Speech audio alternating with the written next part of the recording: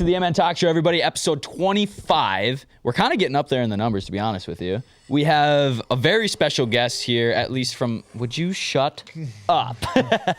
We have a very special guest here.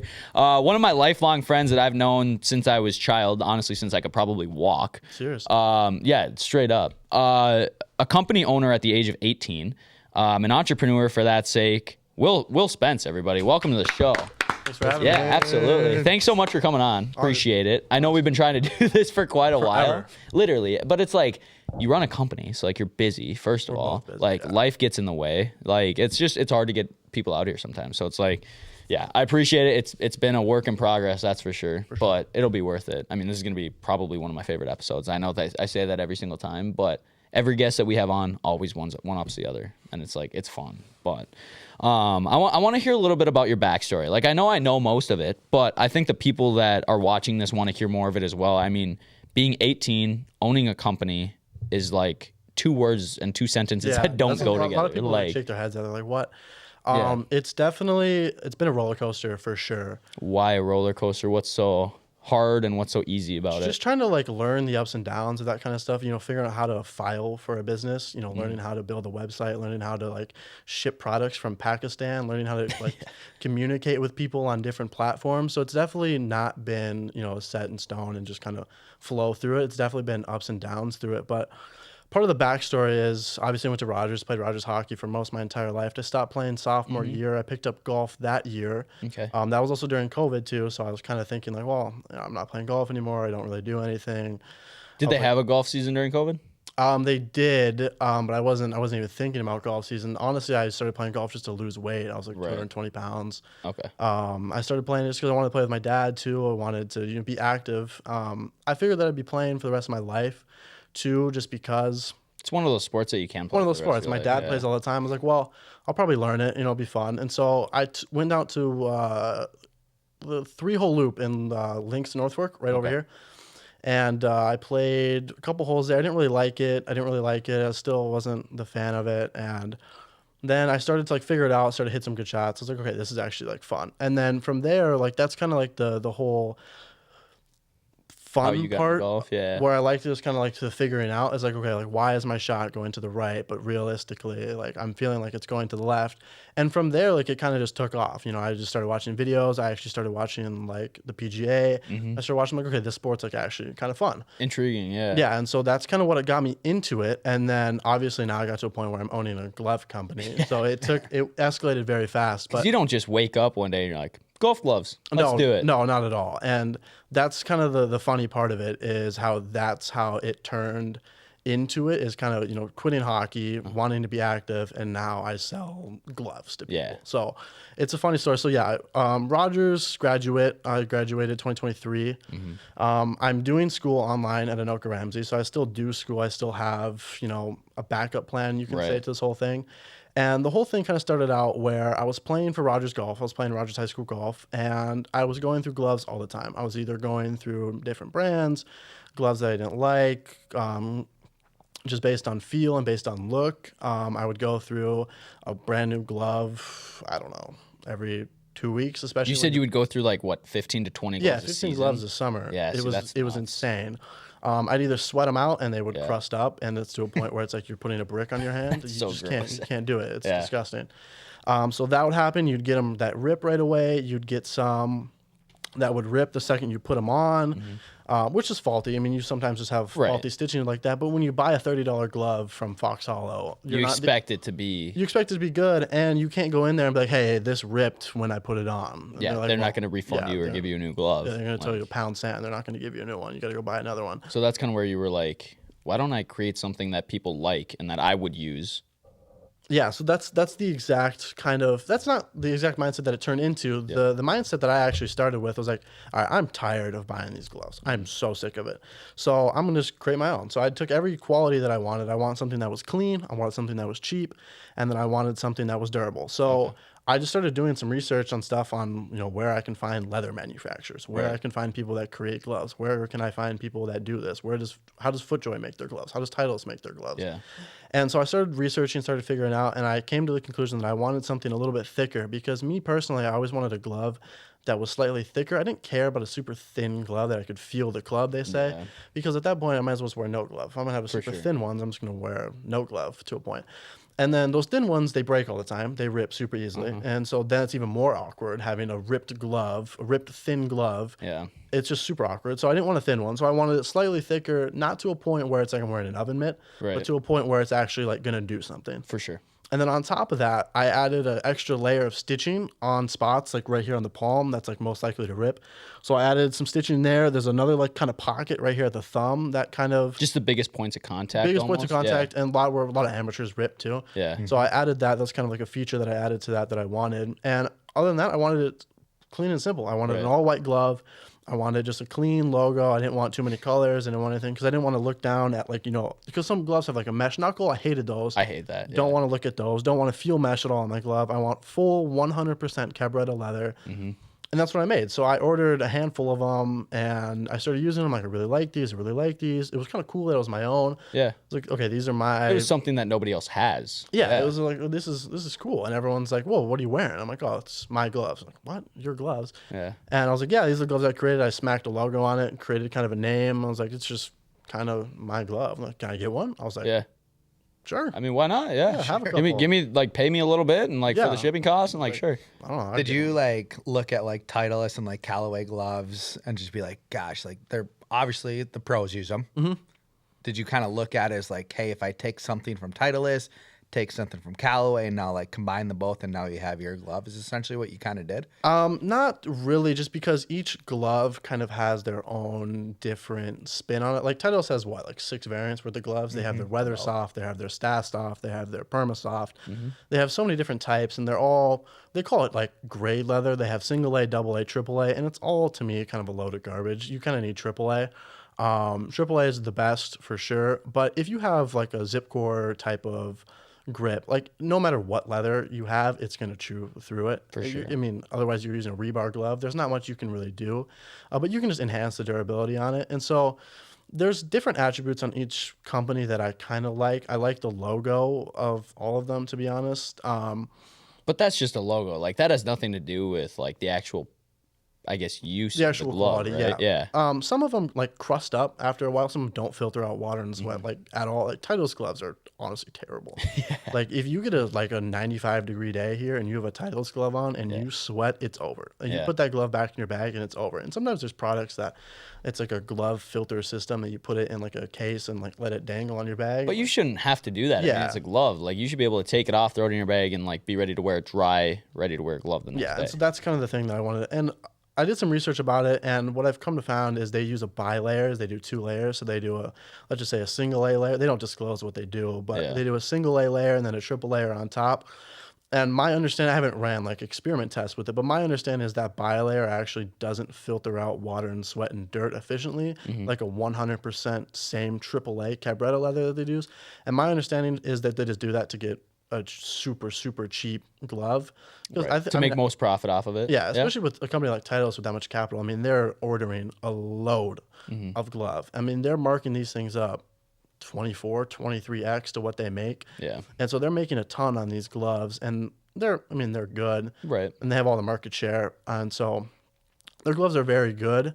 But it's not $30 what they should be. I mean, they own the entire market. They can do whatever they want with the market. They have no competitors. They control every clubhouse. They control all the custom sides. So that's another thing that I ventured into after I made the gloves, is kind of doing the custom sides. And so those Titleist gloves, to answer your question, I didn't usually take a lot of attributes from it. I kind of took their flaws that they had on it and kind of made a glove based on their flaws. That's a great point. Basically what I did with theirs. I didn't really kind of combine a bunch of them because they're all different in their own way. You can find each variant on each one of their gloves. It just depends. Yeah. How'd the trial and error go? Like obviously, like you probably went to a leather company that made gloves. And you're like, here's what I want to do. They probably sent you back like what, a prototype essentially. Yeah, so I just did a sample size. So I would talk to manufacturers before I bought anything. It's not like I'm trying to think of an example of something that you really need to see a prototype of, like maybe like a shooting tarp. Like you kind of need to see the shooting tarp before you can order a ton of them. Yeah. But for me, like I kind of just wanted AAA leather. I wanted a good Cabretta leather, and then I wanted to make sure that the manufacturer that I'm working with can actually do some type of customization. They're not just like a one-time just print stamp that just print out the same type of glove and I just get it from cheap. So I just, I trial and error with a bunch of people communicating and be like, can you do this? No. Okay, next. Can you do this? Yeah, we can maybe. Okay, next. Yeah. Okay, you can do this. Do you have this? Do you have this? Okay, yep, you can do this. Sure, let's do 10 of them. Let's sample these. Oh, I really like these. Let's do 100 of them now. Yeah. And then that's kind of how it started as I finally got a sample. I'm like, these are really, really nice. I like these. And I'm going to order more just for me. And then people started wanting them. I was like, okay, people are wanting them. I gave them to my dad, and then my dad gave them to a bunch of his friends, and they're like, these are like some like the better gloves I've ever used. And then it was like right in front of me. I was like, oh my word, like I should start a business out of this. Right. So that's your question too, is like you don't start just by starting a business, waking up and be like, I'm gonna start a golf course business. That's kind of the story of how it kind of turned into. It was like, it's right in front of me. Yeah. I'm gonna go after this, and I'm gonna create an Instagram. I'm gonna create a TikTok. I'm gonna promote all these things. Yeah. I mean, how scary is that for you you were 17 at the time when you started it, correct? Yes, I was finishing high school doing it. So just finishing high school and like putting the money that you have into it, because I mean, buying from manufacturers obviously isn't cheap, especially when you're buying hundreds and hundreds of quantities of it. 2, now you're starting to customize them and put your logo on there. Like that tends to get expensive as well. Yep. On top of that, opening an LLC and all of these other things that you have to collect the income for people that are buying it, like that has to be pretty nerve-wracking, almost being 17. Like if you fuck up, you're broke. It's nerve-wracking to an extent, just because for me it was kind of a failure type of thing. I didn't want to start all this and have 20 followers and people being like, oh, hey, nice gloves. But at the same time, I was like, I don't really care. I'm just going to give this a go. It's with gloves, it was really nice because it's not a super startup. It's not a super high startup cost. For sure. It's not like I have a bunch of properties. I have no employees. I have nothing. I have an investor. That's about it. Yep. But I have no employees, I have no building, I have no really monthly expense that I need to pay someone. I do all my own photography, I do all my own marketing, I don't have like a marketing agency that I do. So it wasn't super nerve-wracking to start the actual company side of things. It did take a little bit of confidence to do it, but it wasn't really nerve-wracking, I would say, because the startup cost wasn't insane. It was definitely a chunk of change, but it wasn't anything like I'm not going to be able to go get food after this if I didn't do it. So. And it helps too that like you were living at home at the time. Yep. Like you could still live off of mom's home cooked meals, which like is fantastic. Yeah, no like expenses. it really, exactly, no expenses. Like there's no better time to try it than now. I have like a car bill and gas that I pay. I have no expenses. Exactly. So that's what my dad told me too. He's like, just go after it. Exactly. He's like, just give it a try. He's like, who cares? What happens if you fail? Yeah. Like you also trade options, which we'll get into in a minute. Yeah. Which is pretty fucking cool because a lot of people try it, but they don't understand it. That's something that's nerve-wracking. Yeah. Options. Yeah, for sure. And we'll chat on that in a minute here. But having a supportive family too, and like having your dad say that, because like your dad's been successful in different areas of life and things like that. So like for him to see that you're trying to do something successful and he believes in it is important as well. Yeah. And were they supportive, both your parents, and like supportive in 100%. My dad's actually kind of the one that told me to go this route. He started a company when he was younger. It was actually a really successful company until the healthcare crash and he had to sell, but that's a story for a different time. So he kind of had like the whole understanding of that kind of stuff, and like not really the risk, but kind of the risk of the risk to reward basically on what the like time that you could potentially be wasting. Yeah. And he's like, dude, you're 18. He's like, if you want to go to college, go to college. He's like, I'm not going to stop you from doing anything. But he's like, if you want to try and do something more than be a sales agent or be a blue collar worker or do something, he's like, you're not going to have that opportunity. You might have the opportunity when you're 25, but you have it now. It's right in front of you. So you're like, you're going to stay at home. He's like, I'm not going to kick you out. I'm not going to charge you rent to stay home. We'll help you with school too. You can do online school to have a backup plan. And he's like, if you want to do it, do it. If you want to go to college and you want to get in massive debt, go do it too. He's like, I don't care. He's like, but try it. He's like, you might as well try it. And so, I gave it a try, and here I am now with investors. I'm on a podcast now. Yeah. Like that, is that pretty crazy to think about? Like from where you started, like just crazy. About a year ago, I would say almost. Yeah. Like one, thinking that like you'd ever be on a podcast talking about your company. Yeah, no, not let alone like your life. Like I think that's pretty crazy. And only 18, bro. Like, dude, you have the sky's the limit for you. No, so that's exactly what a lot of people have told me is kind of the sky's the limit, and to not give up. And that's kind of the biggest thing, because you run into problems every single day.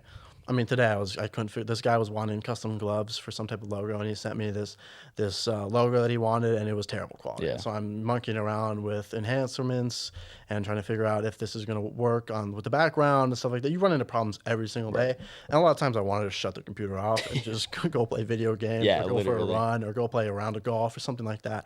That's kind of the thing. Is like I'm 18, I'm young, I don't really have that much to worry about. Yeah. And so the sky is literally the limit Yeah. for me. And like I don't have to sweat out a monthly car bill or a mortgage payment that I have to sweat out. And so that's a huge help. And I think that's a part of the success too, is I'm able to go all in. I'm able to reinvest every dollar that I make Yeah. into what I'm able to. If I sell 200 gloves, I'm able to buy 220 more gloves without any stress. With just the profit. And Just it's like straight profits. that's a part of it too, is like being a one-man show over there is like, yeah, you might not have a marketing assistant, you might not have like a VP assistant, but like you do it all yourself, so you know exactly what's happening on every aspect of your business. So like nothing gets missed in translation unless you're just chatting with a client that they're stupid and don't know. What do you like usually do for marketing?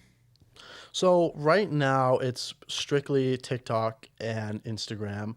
I'm the person that I work with, my new partner that I partnered with, is huge on Facebook. So I'm gonna give him Facebook access to all that, and he's gonna start running through the Facebook stuff with that. Other than that, I just got approved for TikTok Shop. That took forever for me to get approved. Nice. For some reason, TikTok would not verify my identity. I literally have 60, 70 emails from TikTok saying my identification was failed. Yeah. I don't know what it was, but one random day it finally worked. And so once I get my restock order in, I'm going to hammer TikTok because those TikTok shops, Dude, they make crazy amounts of money. so Like I feel like if anything's gonna happen for your business to blow up, it's probably gonna be TikTok Shop. TikTok would be really unfortunately. nice. How do you feel about the like the discounts on TikTok Shop? Does that get applied to like your glove? Yep. Do you still get paid the $11.99? Yeah, Like, I get paid. It's all TikTok that runs Really? the discounts. Yeah, Okay. I think they're coming after market share for something like Amazon. I Yep. think because TikTok already knows one of the biggest platforms there is, and I think they're trying to take over the world almost. And I mean, if I was Amazon, I'd be really worried if you have someone that is giving people 50% discounts, but they're covering the 50%. So how do they make money? Like They don't. Yeah. So They literally don't. They're they just yeah. they have so much money to spend that they don't care. They'll spend billions in trying to take down Amazon. It's crazy. Spend money, make money, baby. Spend money, make money. Yeah. I mean, if they come the next Amazon, Dude. Yeah. Could you imagine like people saying like Amazon Prime being like, yeah, bro, I got TikTok Prime. Like, Yeah. that's a thing that could be Well, potential I haven't future. ordered anything on Amazon in forever. I bought Really?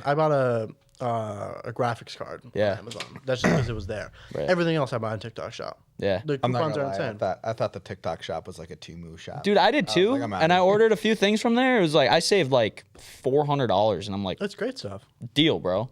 Like, did it take a little while to get here? Yeah, but nothing normal than like a USPS or UPS to like ship to my house. you But know? it's the same concept as Amazon. You just have to really be a is. verified seller. I mean, you just have to like. There's obviously fakes. There's fakes on Amazon too. Absolutely. And all the stuff on Amazon is all stuff manufactured from Yeah, overseas. It third-party just gets stuff. dumped into. I would say it's just Amazon's a more warehouses. customer-friendly website than TikTok Shop is. Yeah, for You know sure. what I mean? Like, it's easier to run. It's easier to like maneuver through. But Where do you get like most of your sales from right now? Would you say like if you broke it down into like a pie graph? Custom gloves for sure. Custom. Custom gloves, because people will come in and order hundreds of custom gloves. So $100 custom order, or 100 glove custom order, I'm making, I don't know, 200, 300 bucks. So it's definitely, the custom gloves is definitely where I'm going to make the money. And especially if you get a big account. So if I get a custom glove for Fox Hollow, if I do them for Fox Hollow and they have a reoccurring type of payment, that's like something that's going to be most of my sales. The gloves itself can make money, but it's the custom side of things that I've found success in. For sure. And getting big accounts, getting people who want. I had some guy talk to me the other day talking about how he wants a gift for his wedding. All of his guys, they're doing a wedding party. I forgot where. I think they're going to Florida for it. Besides the point, but he's doing a gift. So the custom side of things is definitely where you need all the revenue from, and then obviously the revenue comes with the profits. right. The gloves are just there for people to buy. Though a lot of the things too is once when I get a customer, I retain it. A lot of people are reoccurring customers, so that's really nice. It's kind of once when I spend X amount of money to gain a customer. Over time, that customer brings back more and more profits. Yeah. So that's what's really nice about the glove side of things too, is if I do have a customer that buys just a standard back tees glove, I retain it. Right. So when you first get your like first lead, do you call them leads in your? No. Okay, Clients? so clients. Yeah. Yeah. If I, Customers? customers on the yeah. back tee side, clients for accounts. Okay, yeah. So like we call them leads, I guess. Like for somebody that wants to potentially buy a house. Okay. Where do you find people that like potentially want to buy a golf glove? You know what I mean? So Like I run a custom glove ad Yep. on Instagram, and that I'll just get emails through that. So it's just right through the website. You just click customize, and then you send me an email, and then we just talk. And so that drives a lot, and the word of mouth too actually gets a lot of people. People are like, hey, I just picked up 75 custom gloves for $12. Like, dude, you should go get these for what you do. Absolutely. You should go get this for your group of guys that you do. So word of mouth is huge. The guy who I partnered with has been a huge help too. He has so many connections. So now I'm a sponsor of certain events. So I sponsor some tournaments at Inside Edge. I'm going to be sponsoring a ton of Monday tournaments and Saturday tournaments for charity events and stuff like that during the summer. And I'll be on like the par 3 contest, be like, nice. if you try the glove on, and if you hit it within 10 feet, you get it for free. So I'll be a sponsor for those too. And so that's kind of where the marketing is going to come into, is going to be, it's all point of sale is the marketing as of now. I was at the Minnesota Golf Show and I did really well there. Heard about that. That looked great, first of all. It was so much fun. Yeah. It was a blast. Yep. Other than that, Can we pause for 1 second? Are all of those audios on? Like the volume's turned up on them? Yeah, I did. Told you. Okay. I was just making sure because I had them turned down the other day for my free tip Tuesday. Just making sure. Speak. hello? Yeah. Okay, just making sure. All right, perfect. Anyways, yeah. So the Minnesota Golf Show was great. Sorry, I was just like I had some. No, that would have been bad Anal- if we yeah. had to restart. Dude, literally, like we were already fucked. Like we'll say like 15 minutes in. We were already like 15 minutes in. That would have fucking sucked. Yeah, that would have sucked. Yeah, but the Minnesota Golf Show was great. I mean, it's like Jesus. what? It's like all of a sudden 5 o'clock. Huh? 5 o'clock, man, I tell you. It's 6 o'clock. I don't know. Dude. Anyway, just 5 and 6, just phone. Yeah, that's fine. But all day, crickets. Get to 5 and 6. Dude, it's always when you start doing things. I know. I promise you. Sorry.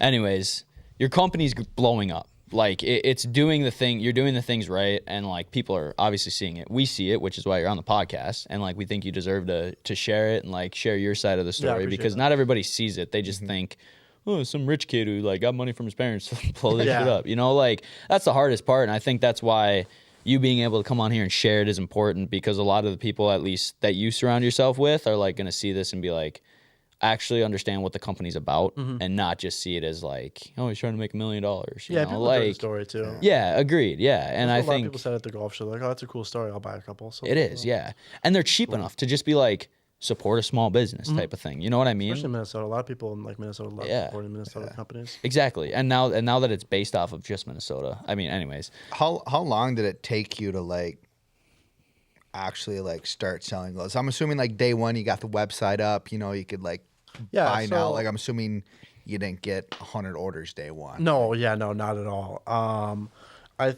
got the sample obviously for myself. I gave a couple to my buddies, gave a couple to my dad, and they're like the ones like, dude, you gotta sell this. So online sales, it took me a little bit to start making a couple sales, just because you have to build a brand, You're not gonna get that many. Kind of a rule of thumb is like people start to buy it after the 6th time they see it. So they see it once, like, oh, okay, that's kind of cool. They see it again, like, oh, okay, extra stitching. They see it the 3rd time, like, oh, back tees, okay.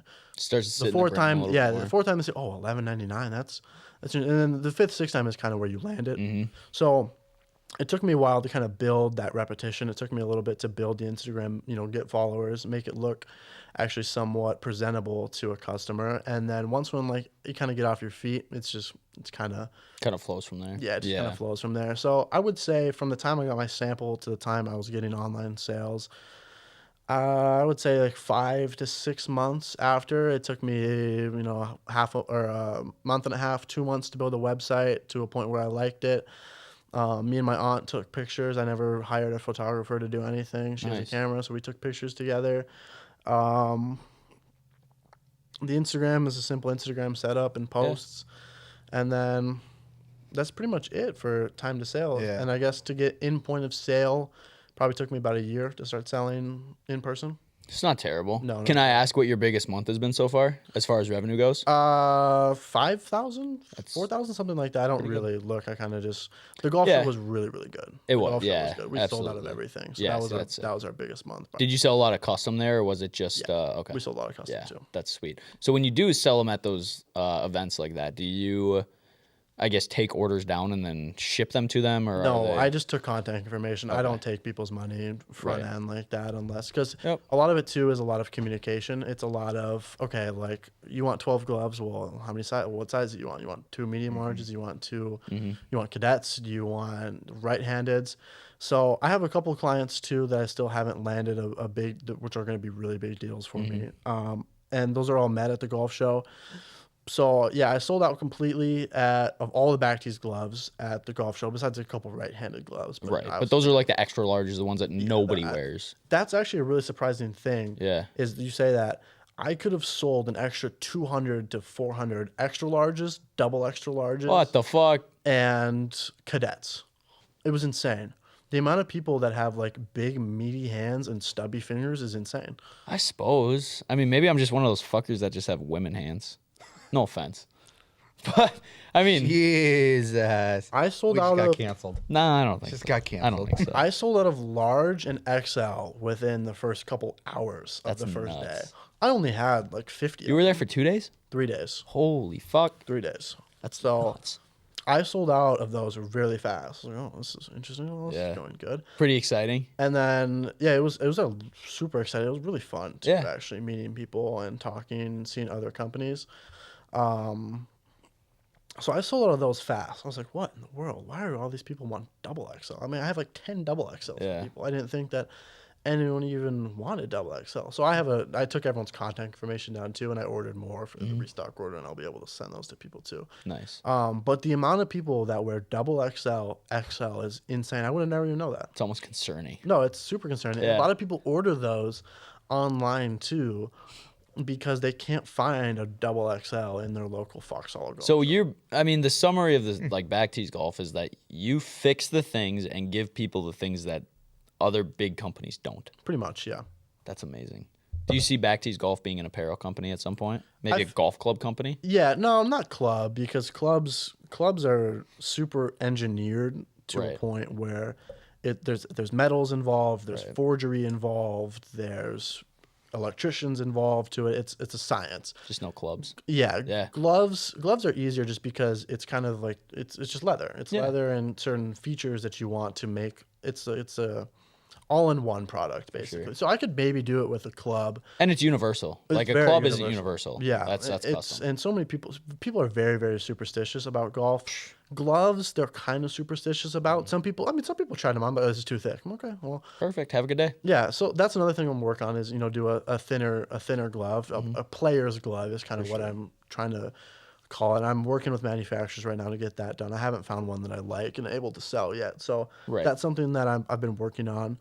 Apparel for sure. I do want to get into apparel, but I'm not gonna. There's nothing that I can create for apparel. The apparel will kind of be like, oh, you really like the back tees gloves. You like back tees. I'm gonna buy a hat. For sure. So I the get gloves that. are kind of the product, the problem that I solved. And if people really like the product, people like me, people like the logo, people like the brand, people like it's Minnesota. They're like, yeah. okay, I'm gonna buy a hoodie too. Right, makes That's kind of the route that I'd go down. And with there's apparel. no apparel that you can create that no other golf company hasn't created. Yeah, it's Like, all the same. Yeah, it is all the same. Have you thought about? I feel like this would be an easy one too. Is just slapping your logo on tees. Yeah. And sell them for $5 for dirt cheap. So the kind of mini projects I call those are I'm gonna do that for the events that I'm gonna be sponsoring. So I'll do a bunch of I have like this little it's like this little I'm probably too close. It's like this little hole and then it has like this flag up top and it has like a back tees like logo on it. And let's just say if you win you try the glove on, you hit it within 15 feet, you'll get a glove and you'll get one of the little mini holes that you can putt at. You just throw it right in your living room and you can putt at it all day long. Yeah. It's just like a little, 50-cent thing that you can get in China. Really? And so They sell those for 50 cents. I don't know. I haven't looked at it. Yeah, but But- they're super cheap. makes them. Yeah. Makes 2 pennies to make it. No, I bet. So that's kind of like the mini products that I'm gonna be at. So I'll add teas on that. There's a club, like a foam cleaner that I've been looking at that I want to add to like a mini like purchase thing. So like if you hit it within 15 feet, I'll give you that. Or if you miss the green and you buy 3, you get those for free on top of it. You get the back tees mini product For sure. on top of That's it. cool. I like that. I don't think I'm gonna expand into an actual product line of like tees, holes, anything like that. I don't think I'm going to create a whole sales channel based on a new product. The new sales channels that I really want to create is a thin player's glove for cheap, because people like thin gloves, and I think It just that opens actually your customer variety. I think that would add. I think I would actually like fully add that into a sales channel, Right. and I feel like I could. I'll add like the tees and stuff on the website, but I won't have like massive inventory of tees and stuff. So I don't know. Whenever I go to Golf Galaxy, I could just, when I'm picking out tees, I just find the coolest looking one. Yeah. Like my last one was like the American flag. I'm like, oh yeah. Funny story. $6, sign me up, baby. One of our business partners that's on a different real estate team, his name's Dylan Shaw, walked into one of our meetings one day and he had this white polo that had like the cursive B that you have on it. Okay. And I'm looking at it and there's T's crossing underneath it. I'm like, that looks really fucking familiar. So I walk up to the guy, I'm like, are you wearing back tees golf? And he's like, what do you mean back tees golf? I'm like, your pullover. And he's like, oh no, this is Barstool. Yeah. But I'm like, the fact that I got Barstool apparel mixed up with back tees golf is that you got to be doing something right there. Like, I've had a couple people say that actually. Yeah. Like, oh, that's kind of like the Barstool. it does, but it's like, I can see that. Yeah, I get that. But I mean, you have to be doing something right for me to compare your company to Barstool. Yeah, Barstool's a huge company. Dude, they're nuts. And their golf game is growing. Like, they're getting big. That foreplay. It's so cool. Yeah, those guys promote it really well. Can we move into your stock options and kind of what that looks like? Can you touch on that a little? Because Yeah. like, I know it's something I tried like Forex back in the day. Like, it was something I gave a shot at in high school. But I was like, this fucking sucks. I'm not making money.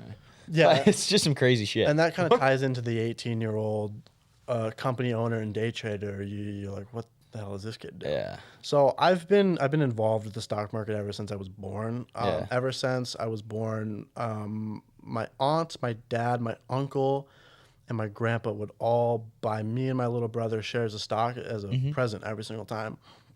And so they would, some years they'd let us pick. Some years they would just buy whatever was hot. Kind of, they would just look at the trending markets and look, okay, Apple's hot. I'm going to buy them $50 worth of Apple. So literally ever since I could, read, basically, I've been learning about the stock market, learning about what shares are, learning about what Apple is, what Tesla is. And it got to a point where I was like doing my own research. I was like, okay, Dad, I want Snapchat for my birthday. Like, I want to add Snapchat into my portfolio. And so it just got to the point where I would just kind of just keep building on it and just keep ladder climbing to a point where I started learning about day trading. I started learning about what options are. I started learning about what futures are. I started learning about what the S&P was. I started learning about extensions. I started learning about I could talk to you about options and day trading for days. There's stuff that I learned. There's something I learned today. I mean, there's stuff that I learned every single day that you just don't, you don't do that with a golf glove. You kind of know that it's Cabretta leather. Okay. It's You can only AAA, learn it's so double much A, about it's it, A. yeah. Like literally there's new stuff that comes to the market because it's new every single day. You don't know what the market's going to do tomorrow. So that stuff comes every single day. And so you're constantly learning. And so I kind of I wouldn't say fell into the trap, but I basically would follow, I'd follow all these people. I would learn about it. I'd be like, well, what is a share? What makes a stock go up? Why does the stock market move? What are buyers? What are sellers? What are institutions? What are market makers? What is all this stuff? And it just got to a point where I would see these people on Twitter make $20,000, $30,000 a day. And I was like, let's Like, if they can try. do it, why can't I do it? Yeah, Right? so Like, that's how I got into it, and that's how I Yeah. started doing it. And then I remember the day like I fully dove into it. It was junior year. No, yeah, it was junior year, winter break.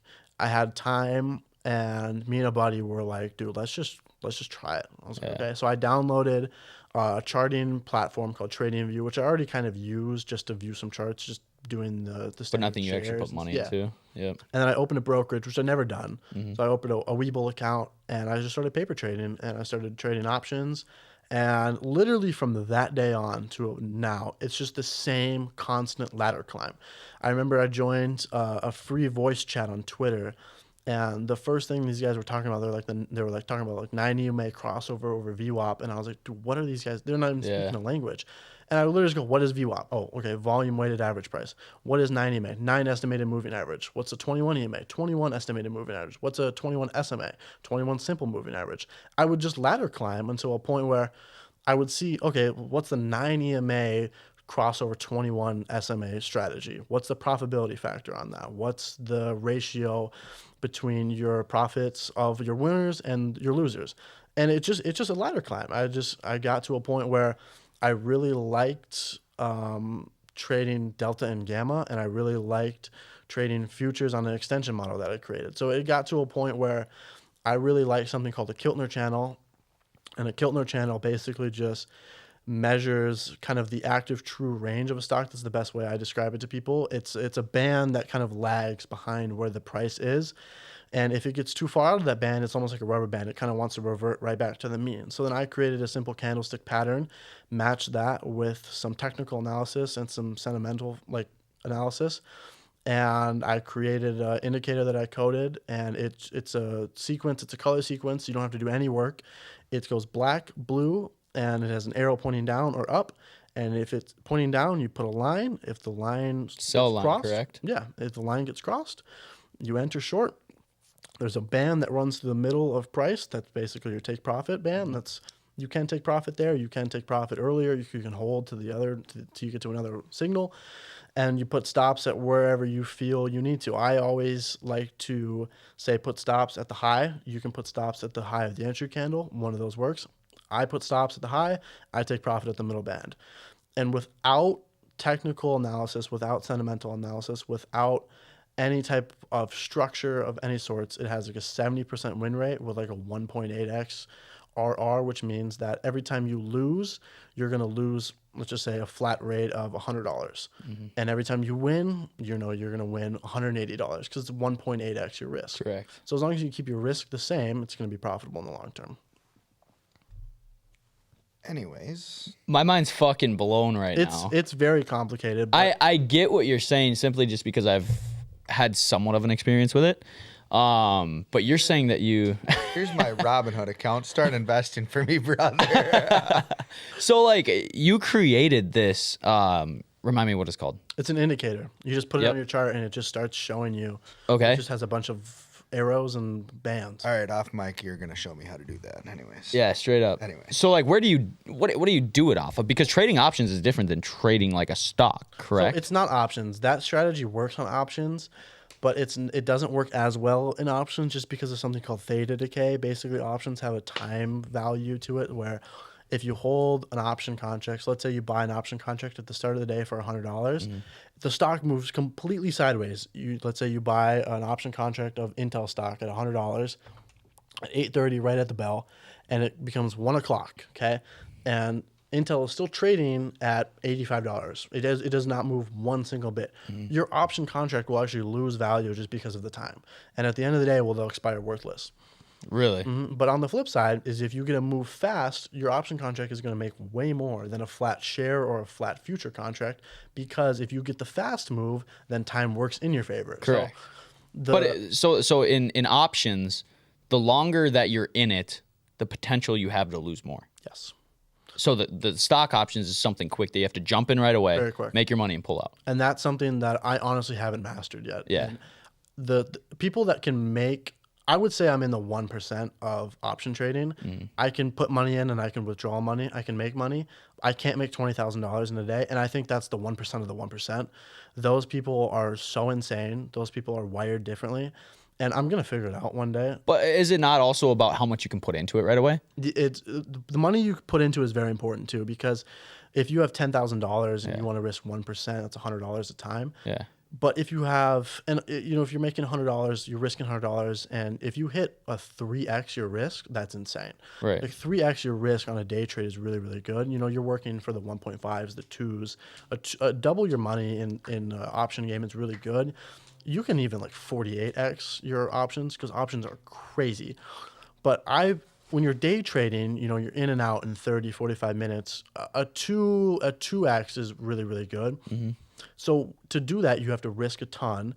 And to risk a ton, since there's going to be losers, you need to have a big capital. So having a lot of money to start is helpful, but you can work around it. Yeah. And that's a part of the indicator that I made is it's a futures indicator. So futures are a flat rate. So it's just a tick value. So it's each contract is 1.25 a tick. So if the S&P moves up 1 cent, that's $1.25. If you buy 2 contracts, $2.50, stuff like that. So it's a straight tick value no matter what. So that's how you can have a hard stop loss every single time. Because if you buy, let's just say for the indicator example, we both buy at the same time. I buy futures, you buy options. It chops around. It just goes sideways for 45 minutes. It hits our stop loss. You're going to lose more on options. For options, yeah. Because you had options and it took longer. I'm going to lose the same amount because it's a flat rate. Let's say we do the same thing and it hits the profit band right away. You're going to make way more money than I did on futures just because you have option contracts. There's a timing factor. Yeah. Yeah. That's so crazy. They're very crazy. Dude, I knew you knew about, how would you say it? I knew you knew. Yeah, I knew you knew about stocks and whatnot and the options and everything like that. But like to actually sit down and hear you talk about it, I'm like, what the fuck? And that's the exact reason why I created the indicator. Yeah. I want to be able to have someone be like, okay, so it's black, blue, line, and I put my stop loss here, I put my profit here, and if I win, I win. If I lose, Something I lose. simple enough for somebody Super who's simple. never traded before. Like a boxer rocks like me. Correct. You don't have to learn. Not that you're a you don't boxer have to rock. go through all the hard stuff that I went through. You don't have to lose a ton of money. Yeah. And I don't even trade with my own money. I use something called a funded account, and I'll go into that too if you want. But I don't even trade with my own money. Just touch on a funded account really quick. It's a company that lends you capital, and if you prove to them that you can make money, they'll give you live capital. So fake money to make real money. Yep. So they'll give you. So for example, I'm starting a 25K account, and you buy it for it's like $30 a month. So there's real trading and paper trading. Paper trading is where it's simulated trading. Yep. So they have a external brokerage that they work with, so it's regulated through the funded account, and it's paper trading. So it's all simulation, and if you pass their challenge through paper trade, then they'll do the same thing. They'll give you money, paper trade, and it'll be the same thing. And let's say you make $2,000 on that account, they'll pay you $2,000 on their own out of money profit. They'll be like, okay, well, you made $2,000. Here's your $2,000. If you keep doing that and keep doing that, they'll be like, okay, you can make money in the market. What we're going to do is we're going to strip your paper trading account. We're going to give you $25,000 real money. We're still going to have the same regulations. We're still going to have the max loss. So if you can't just full port the 25K that you have, but now you're going to do it live money, and we're going to take a split. We're going to take 20% of everything you make. So it's actually a really good business model because they make money on people winning, they make money on people losing, and they make money on people. They make money no matter what. Right. Exactly. There's no loss on there. No loss at all. The only time they lose is if someone is able to get a payout from them through paper trading. And if someone can get a payout, They 9 had times to out have of made 10, a fuck ton of money. not really, because it's hard to get a payout on those things. And if 9 times out of 10 people that make a payout can consistently make payouts, and then if they can consistently make payouts, the company will make money. The funded account will make money. Holy So shit. they really don't lose any money. It's one of the best business models I've ever seen in my entire life. They just print money. And there's a statistic dumb that money. 99% of traders fail. So you take that stat and you have 99% of people automatically failing these challenges. It's a free $30 a month that they pay for these people. And they fail. And they fail immediately because they can't do it. And they Dude, what the fuck? How crazy has our week been? And if the 1% that does do it, they get a profit share. Yeah. Of the people that do it. Holy fuck. So someone like me, I don't have to risk any of my money. So I start Right. a 25K account. But you pay the $30 a month, which pay is like nothing. Yeah. because like you go work at a Walmart job or something, like a side job, and you make that in an hour. Yeah. And then it's just like It's fun money at that point. And so they have a lot of rules. So I mean, I won't touch into the rules, but they're hard. They're very, very hard. They're strict. So, like, have you ever fucked up on a rule yet? Oh, do it all the time. Okay, so what happens if you fuck up on a rule? Then you lose the account. You have to buy a new one. Really? Yep. So when you buy a new one, you have to make a new Gmail account, all that other No, shit? no, you can just do. They know you're gonna lose. Yep. So they offer resets too. So so let's say the account's $30 that they buy, they'll offer you a reset for $60, and they'll reset you at the balance you were at, the highest balance you were at. So let's say you were super close to passing, they'll reset you if you spend $100 maybe. Depends on how high your account was. Then they'll reset you at your highest peak. They'll be like, okay, well, you lost, but your account was at $1,100 profit. We'll put it back there, but you got to give us $150. Do they give you the number that you need to pass to get into that real money? Yeah, it just depends on the account. So For sure. the 25K account that I started, I have to make $1,500 to be able to pass. I'm up about $500 on that right now, and that's with trading. I've took 3 trades on that account in the past month. It's a quality over quantity indicator for sure. It doesn't spit out trades every single day. It does, but I don't take all of them. So they give you help. It's not like you're just paying $30 for fake money. Yeah. Like they're giving you, I guess, like tips, like trade this to make this, or potentially, or try to. No, they're ruthless. They don't care. Really? No, they don't care one single bit. Wow. They're just trying to make your money. Yeah. They don't care. They have rules to where people can't like just take money and do it, so that you can't just buy 25 contracts, and you can't buy 2 accounts, put one way, put one the other way, and whichever one hits, you pass. You can't do that. Sure. You can't. They have something called a trailing drawdown. So if you start at 25K, today I make $200. Now let's say I can't lose $1,500. That $1,500 is going to follow, and so now I can't lose $1,500 from where I started, but I still have to make $1,500. So let's say the next day I lose $200. I'm back down to $2,500. Yeah. That stop loss does not stay. Okay. Or does not move back down with it. It trails. It trails Makes your sense. profits. So it's if you win 4 days in a row and then lose 6, you're over. It's That's done. crazy. Just because they're trailing drawdown. So you can't have a cushion. Is basically what I'm trying to say. That makes sense. You can't have a cushion. On like a live account, you load $25,000 at the start of the year. The first 6 months, you're up $25,000. You have a $25,000 cushion. You can lose that $25,000, and what, you wasted time for 6 months. With the funded accounts, you'll lose your account if you lose all that money. How long do you trade a day? It depends. When I trade options, which is something I haven't figured out, I'll trade in the morning, Right when market open? right at 8:30, because that's the most volatile. I'll trade from 8:30 to about 10:30 is kind of when it slows down, and by then I've kind of taken my trades to a point where I've either lost or I've won. And sometimes I'm not usually trading anywhere from 10 to 1, just because it's kind of slow. You don't really there's not a whole month Makes sense. to do anything in there. And then power hours, what they call it, is from 2 to 3. So I'll trade 2 to 3, and I'll trade end of day SPX, and you can make a lot of money doing that. Have you yet to trade any of your real own money? Oh yeah, I trade option money, my real money all the time. What's your biggest day on that? 600. It's pretty good. I made $600 overnight, and I withdrew all that. So the past like 6 months, 7 months, I've been building that indicator. So I've kind of mindlessly thrown money into the market. I basically was gambling. So I wasn't. That's what it is at the end of the day. It is. Some people, I like to talk about that too. Some people say it's gambling to a point where it's like, I'll talk about that in a second for sure. But so I started just kind of just throwing money randomly at it, doing stuff that I wasn't having a set rules, set criteria, stuff like that. So I lost money doing that. I was building the indicator. So I finally built the indicator, and that was futures. That works. That 100% works. And now at the start of the year, I loaded up an account like $2,500. I got it up to like 3.2. I took some profits off. Yep. And I withdrew $600, $500, something like that. And so that's kind of the start of the year. I don't know, made, what was that, third of my account? Something like that. Yeah, so I made 35, 40% of the account, withdrew that, and now I just sit there at that 25 range. I range from anywhere from 2,300 in my account to 2,800. So I kind of just range in between there. So I haven't realized a loss yet this year. I've only realized gains. Yeah. But with options, I could lose everything tomorrow if I'm stupid. That's fair. So So you really have to be disciplined when you go options. So disciplined. So I usually take 1 to 2 trades a day. Yeah. Sometimes I'll take more. What do you? We'll ask a couple more questions here, just like 2 more. We'll skip the 20 questions because we're pretty intrigued with this. And this took up a lot of the time, which is fine. What are we doing this for? We'll finish up with these last 2-3 questions, I think. Yeah, Do you have I any got- big questions? Yeah. I got 5 minutes. Perfect. Yeah, that's perfect. That's all we need.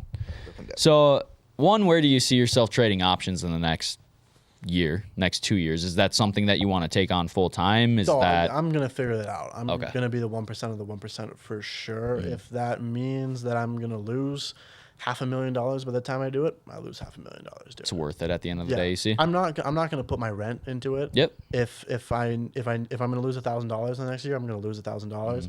I'm gonna figure out options.